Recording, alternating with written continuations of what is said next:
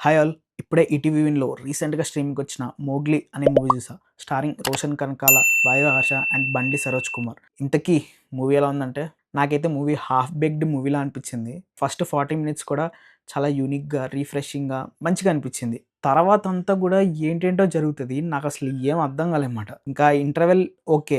Interval తర్వాత ఒక scene ఉంటది మూగజీవాల గురించి. అదొక్కటి కొంచెం బావుంది. దాని తర్వాత లాగ్ స్టార్ట్ అయితది భయ్యా! ఘోరం మాట. నిద్రొచ్చేస్తది.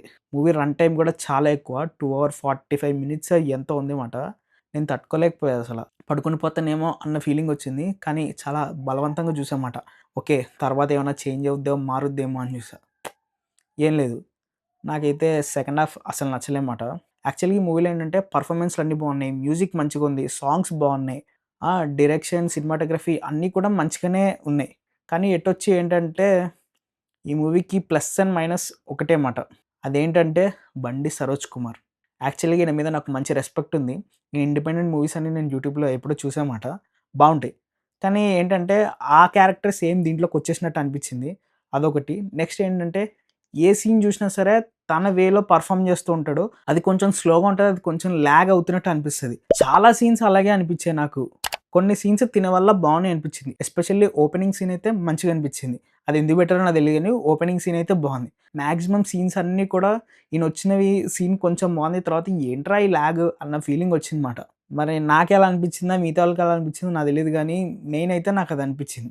అండ్ ఇంకోటి మూవీలో గూడా సెకండ్ హాఫ్‌లో పెద్ద స్టోరీ ఏం లేదనుకోండి. కొంచెం ఈయన లాగడానికి ట్రై చేసాడు. కానీ ఈయన వల్ల గూడా కాలేదు. అది ఇంకా లాగ్ అయిపోయిన ఫీలింగ్ వచ్చిందన్నమాట. కానీ మూవీలో అందరూ మంచిగా పెర్ఫార్మ్ చేశారు. 'రోషన్' అయితే చాలా బాగా చేశాడు.